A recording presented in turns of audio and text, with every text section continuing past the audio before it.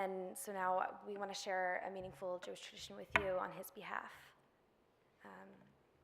Judaism embraces all of life and accepts death as a part of life. And at the same time, Jewish tradition understands that we were never prepared to lose someone we love. In the face of death, we are confronted by powerful emotions and questions to which we have no answers, and that's when ritual shows its greatest strength.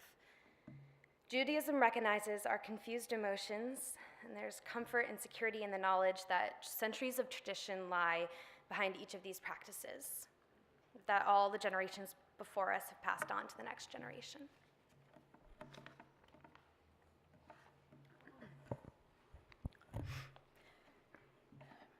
Lighting a yahrzeit candle was important to my dad, and we're going to be lighting a candle today,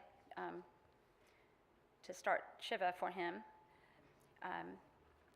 But next year, and Hollis created a piece to pass out to you all to use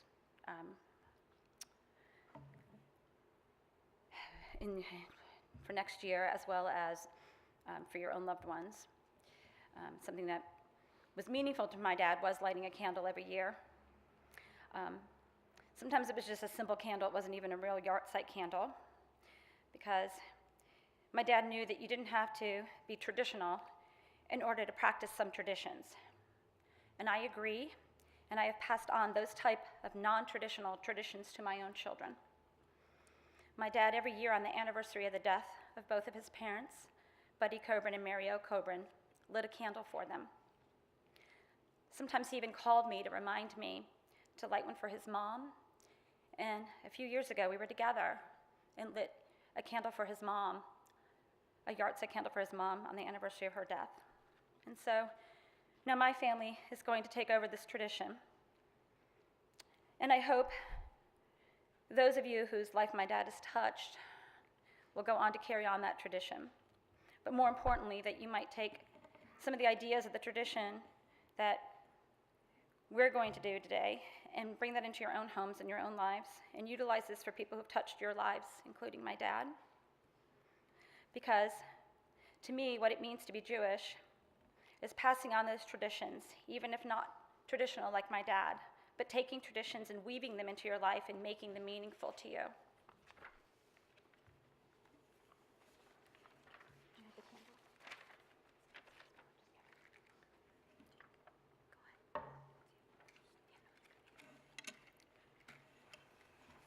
We light this candle in remembrance of you, Big Mick, and we give thanks for knowing you. We light this candle to honor your memory. May your memory be a source of comfort, blessing, and light.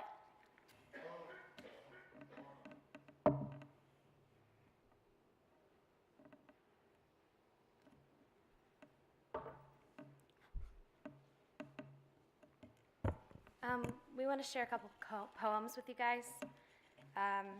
This is a poem by Hannah Senish. There are stars above, so far away that we only see their light long after the star itself is gone. And so it is with people we loved.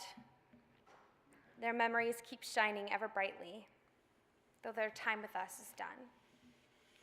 But the stars that light up the darkest night, these are the lights that guide us. And as we live our days, these are the ways we remember.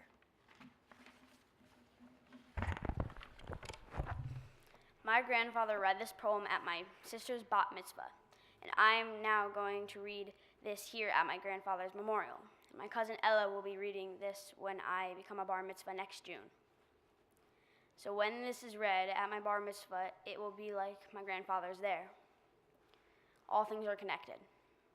This we know, the earth does not belong to us. We belong to the earth. This we know, all things are connected, like the blood which unites one family. All things are connected. Whatever befalls the earth, befalls the sons and daughters of the earth. We did not weave the web of life. We are merely a strand in it. Whatever we do to the web, we do to ourselves.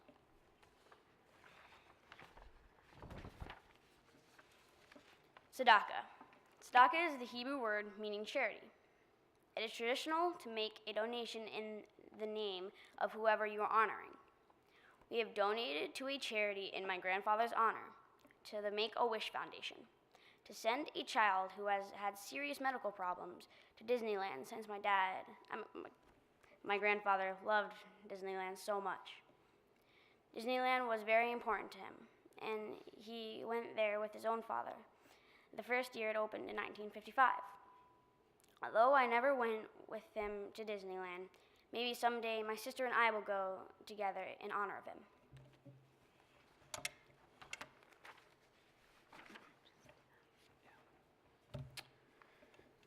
Mickey,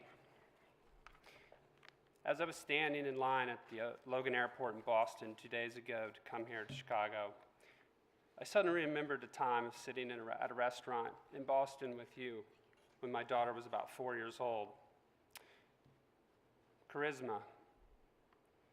He had it in spades. Perhaps it was his greatest natural talent. He was one of those people that would walk into a room and grab your attention. His stories. I'm going to miss his stories. No one could tell a story better than Mickey. I admired this quality. It doesn't come natural to me. He had this special talent for keeping you interested in a story about something that happened to him or someone he had met. And he just had this gift of pulling you into his world. I will miss that. I would like to share some stories with you about my grandfather. He took me to Universal Studios for my 10th birthday. Even though I was terrified of going on roller coasters, he made me go on one. I had a blast with him. That taught me to try new things, even if I'm afraid. He had a convertible Chevy Camaro one time, and he knew that I loved sports cars, so he took me on a joyride.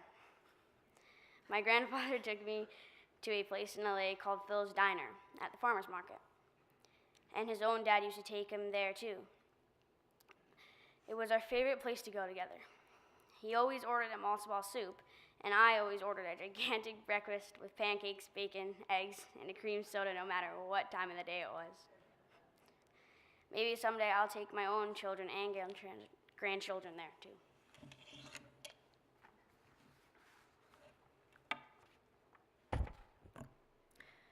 My dad loved Hawaii, and he went there many times in his life. When I was 13 years old, he took my sister and I there, Angela. And it was one of the most memorable and happy times of our life with him. We spent a whole summer there. And we had a lot of great moments in Hawaii together, but I'm going to lighten things up a little bit and tell you a funny moment from that trip. We received a tip at the hotel we were staying at about this amazing beach in Kauai. So we went on an adventure together.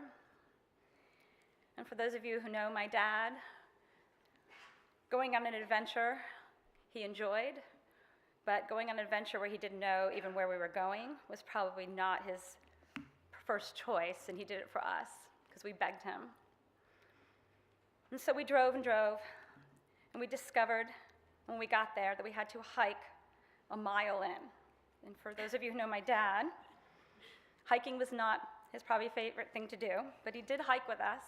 And actually it was more like crawling your way through an overgrown jungle, but he stuck it out with us.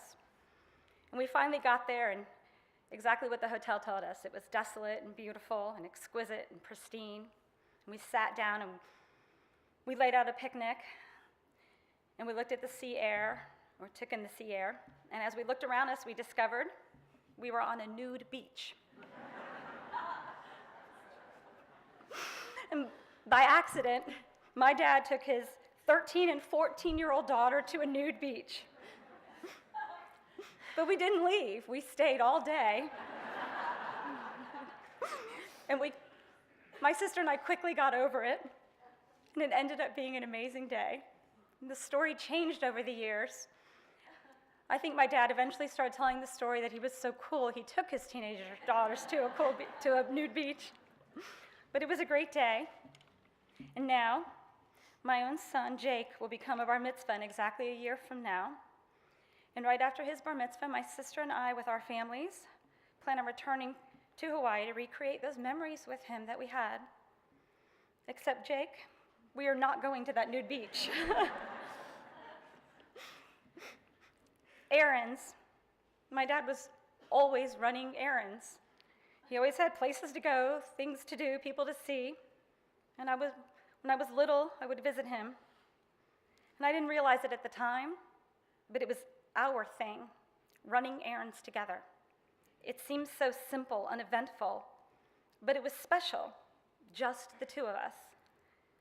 And while that might have seemed insignificant to anyone who might have observed us, the significant part of it was, as we ran errands, he would weave into the conversation life's lessons and personal stories that I remember and now today pass on to my own children. And for a few months in Los Angeles as an adult, I lived with my father, and I found myself again running errands with him.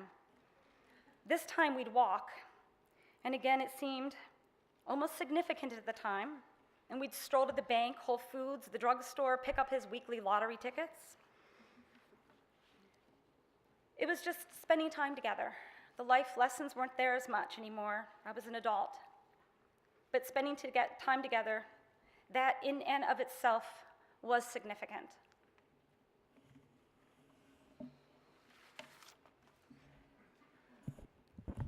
My grandfather loved Chinese food. Actually, I think almost every restaurant I ever ate at with him was a Chinese restaurant. And he loved fortune cookies. And not for the cookie, but because of the fortune. And at my bat mitzvah 4 years ago, he walked around with a pile of fortunes that he handed out to over 150 people. And I don't know what he did with the cookies. It was just the fortunes. And as he joined me up on the bima, right before he read the poem that my brother just read, he handed one to me. And I saved that fortune as a memory of that day and of him. And so we have fortune cookies that you guys can take on your way out after the service. And as you open your fortune cookie and read your fortune to yourself, I'd like to think that that fortune is a gift to you from my grandfather.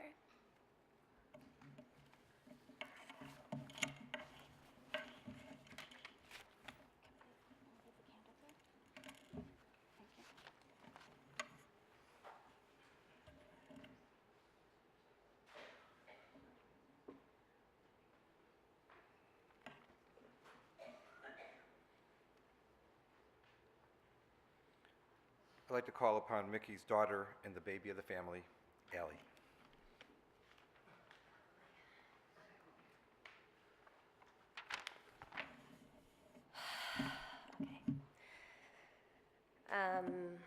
I never expected this day to come so soon.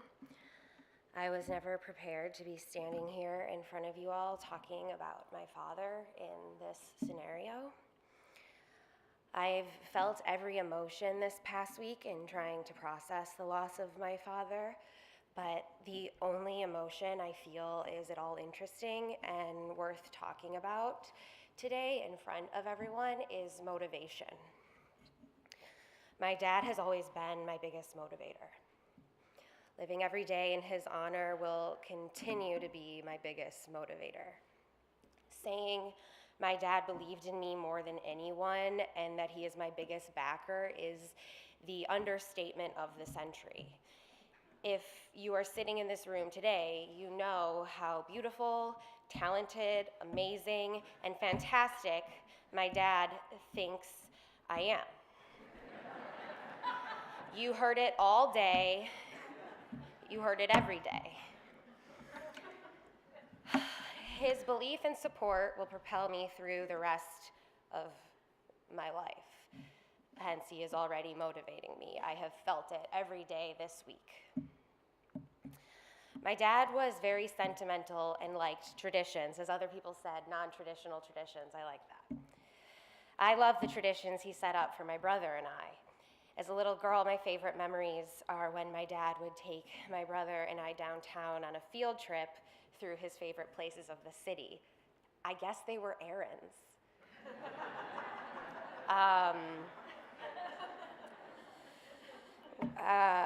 We would stop to visit his dad at the cemetery, put rocks on his gravestone, and then the rest of the family's headstones. We'd go visit 3110, where I was born and they lived. Dad would get a haircut. We'd play a game of mini golf, and then we'd hit balls at the driving range. We'd visit the elephants at the zoo, and maybe Randy at the pawn shop. We probably ate McDonald's on the way home, and it was the best. I'm now just skipping forward 10 years to Los Angeles. Los Angeles was always a special place for my dad. He took us there as kids, and I have so many happy memories with my dad at the places we loved to go together. Bel Air Sands, which is our hotel, it became a home. It was our home, it was everything. Disneyland, Venice Beach, the Santa Monica Promenade, Universal Studios, and UCLA's campus and track and everything around UCLA. Almost 10 years ago, I moved to Los Angeles.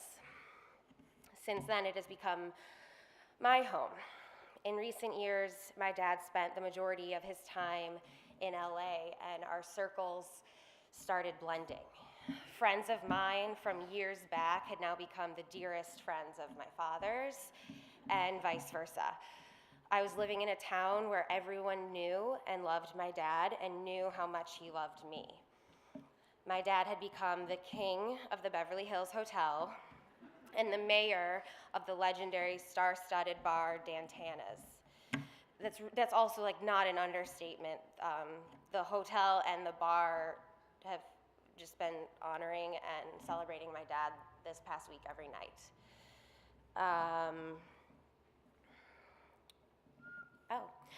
I was living, so a year ago, we saw each other, me and my dad, every day for 2 months.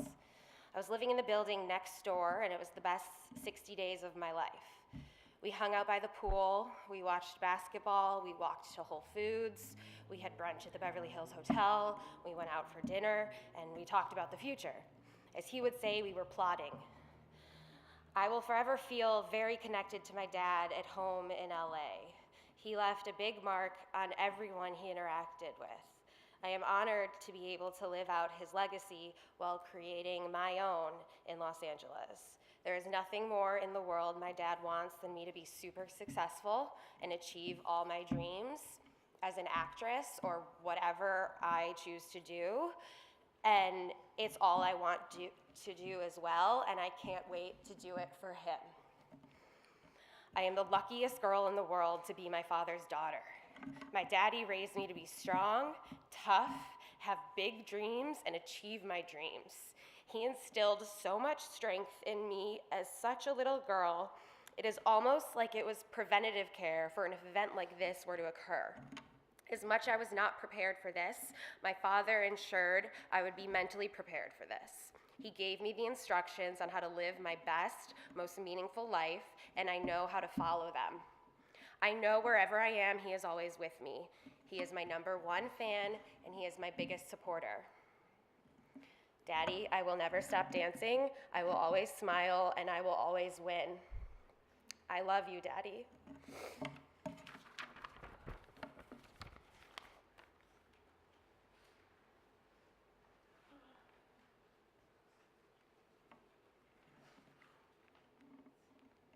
I'd like to call up Mickey's son, Mickey.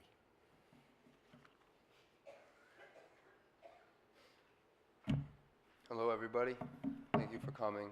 We were supposed to be done talking about 20 minutes ago, but in honor of my father, we're all going to be long-winded, I suppose, potentially including me. What the hell can you do? This has been tough, obviously, but like I'm saying, I'm very grateful for all you here. My dad touched a real lot of lives, and I see that here. I also saw it in LA last week. It was completely amazing. I kept saying over and over, my mind is completely blown with all the people that were out there really showing genuine love and saying how many ways he affected them. It was amazing. He was full of life. He expected a lot out of people, and he always let you know it. He was loyal, and he demanded the same, fiercely loyal. He was honest, and he really valued people he trusted. He always talked to me about that. He also helped countless people without need for acknowledgement. I could tell stories about tomorrow. I could look at people in the crowd and talk about ways he's affected your lives. I could do it all night. I really could. One example, though, that really does stick out for me is the way he took care of my mom's family. When they were getting sick and old and they weren't able to take care of themselves. This would be my grandmother, Pat, my Aunt Rosemary, my dear grandfather, Bobby, who I was very close to. None of them are here anymore, but my dad would do anything for them in their lives, visit them every day, go to them in nursing homes, get them a condominium to live in, whatever they needed. He was ready to sacrifice what he had for people who were people he married into, not his parents. And that was always amazing to me. And trust me, they all relied on him, and they knew he could help them. He was their number one guy, He really was. If he had anything, anybody that he loved would have that too, and would have a chance to have a part of that. A lot of people here can attest to that. And about me and him, we were very, very close. He taught me a lot about life, everything about life. He taught me who I can trust, how to identify them, how to learn how to watch out for those that I can't. He was my first training partner in track. We ran together every day when I was young. Blue House and back, around the subdivision, Lakeshore Drive. We did it all. He would try to make me beat him, yell at me if I didn't. He made me really tough. He made me a great competitor. He taught me values, how to relate to any person, no matter their place or their position in life or where they're from or what they do. He understood that we're all here struggling and striving to get the most we can out of life. He knew that on that foundation, we can always find common ground and build relationships with people. My dad didn't really get through too much school. I guess he finished high school, but he went to the school of hard knocks. He's from the streets. But he taught me to get educated. He taught me to learn to read better than he could read, write better than he could write, and maybe think better than he could think, but I don't know if that's true. But I know he would be proud that when I graduate law school next year, it'll make him really, really happy to see me jump into that world. It's really a different world than he could ever really experience. And that's going to make me really proud, and it means a lot more to me than it ever meant before. It was something I really took for granted, and I'm really starting to understand. I'm really glad for the time that I had with my dad. And though he died far younger than any of us wanted, I'm not scared, and none of you guys should be either. Because his biggest lesson was he always told me to be prepared, and this applies to a lot of things. He told me be prepared because you never know when an opportunity or a moment might come around the next corner. You must always be prepared because you never know also when tragedy might strike. And he raised me to know this. He raised me to be ready for this day. Be prepared, be tough. Most important, always, always fight for your family and always win. My sister said that, and it's really true. Always fight for your family. Some people didn't really understand what he meant. What the hell are we fighting for? What's going on? What are you talking about? But I always understood my dad, and now I understand him more than ever. And I think everybody does, because right now we have a fight ahead of us. And since his passing, I've been feeling I'm absorbing tons of knowledge that he gave me and tons of things he provided me.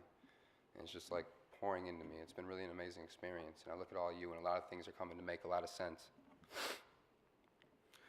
When we learned Dad had died, my sister was in LA, and I was in New York, and my mom was in Chicago. And this is a typical situation for us. But it has nothing to do with how close our family is. Nothing at all. The next morning, we were all gathered there. I was there at 3 a.m. Allie picked me up with her boyfriend, Zach. And my mom was there about 11 o'clock, noon, something like that, first thing next to other. Also, my dad's brother, Steve, was also by our side the entire time. And I've said this to him a bunch of times, and his family, I'm eternally grateful. We couldn't have really done that without you, and you taught us so much. But I just kept telling my mom and sister, as soon as we found out he died, we're going to be okay. We're going to be okay. And I don't really know how I was saying, but I know we will. And we have to be, and there's no other choice. And you guys both know that too. We're a tight, strong unit, and Dad prepared us to fight this really, really hard fight together. This is what he was teaching us. He knew this day could come. And you guys know that, Mom and Allie, you guys know that. He wished us to have wonderful lives after he was gone. You guys have seen this. It was all he wanted. He told us that all the time, that we need to have happy lives no matter what happens to him. And I know that we will. We're really going to. We're going to do great. And I know he'd be really, really proud of how great we're going to do. And I guess his last lesson was that life changes without warning. 1 minute, and then nothing is ever going to be the same again, ever.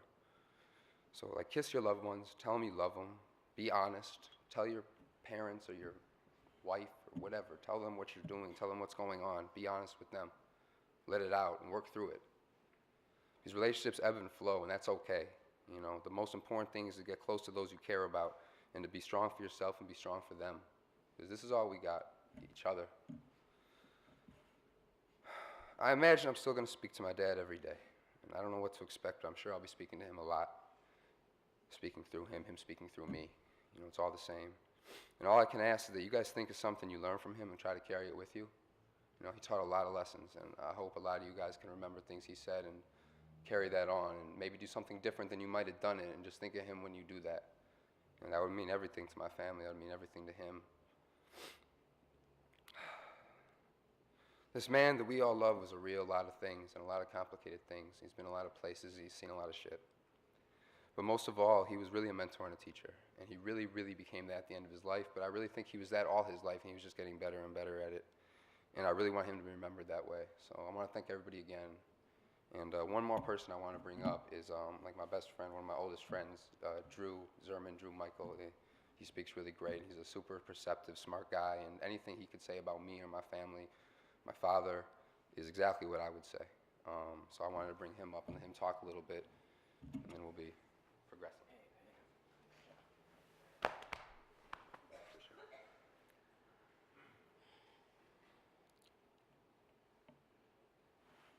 I also have the Millennial Notebook.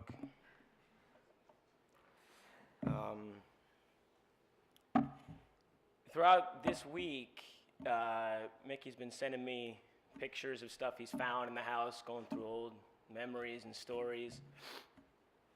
And one of the pictures he sent me was the two of us, freshman year high school, in suits, getting ready for a homecoming dance. And I said to him, like, you remember the story behind that? And the only reason I went to that dance is because of Big Mick. He made me go. At the time, he was Mr. Cobrin, but Big Mick. We were at a cross-country party. Mickey was going to go with some girl, and her friend didn't have a date, so it was like, you go with her. I don't want to go with her. I don't like her. So we're at a cross-country party, and Big Mick pulls me aside and takes me into like this like tree forest area. In my mind at the time it was the woods. This guy took me into the woods. He said, go with her. And the subtext was, if you ever want to leave the woods, go with her. I said, I don't know, I don't want to go with her. He said, why not? I had no answer. So I asked her. I walked over sheepishly. I found her. I was like, hello, Rachel. Mr. Cobrin was wondering.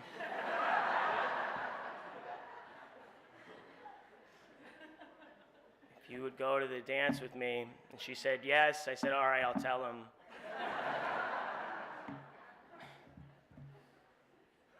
So I went. I always tell Mickey, I'm like, your dad made me go. He's like, he didn't make you go. You wanted to go. I'm like, no, I didn't. I didn't go to any other dance because he never made me go to any other dance. That was it. He made me eat a lemon like it was an apple once. That's true. That can't be okay. So Mickey actually last night asked me to say something today, and my first instinct was no, because, you know, what do I know about life and love? There's so many people who spoke so well and said, you know, everything that needed to be said. I was worried I wouldn't say the right things or it would be weird. But then I thought about my conversation with him in the woods and how all the reasons I was coming up with not to do it, he wouldn't buy them. He'd look at me like, what are you doing? Go say some shit. What are you, go talk. So here I am. The theme that people talk about is toughness. That's the first thing I think